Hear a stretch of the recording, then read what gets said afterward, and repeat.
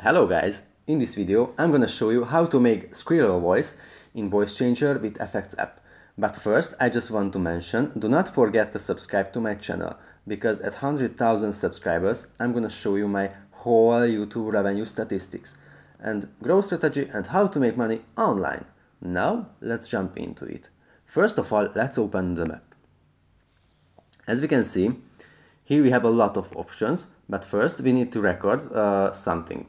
For record an audio file, we have to press the microphone icon on the top center and we have to say something. For example, let's say, hello guys, I will show you how to change your voice with this app.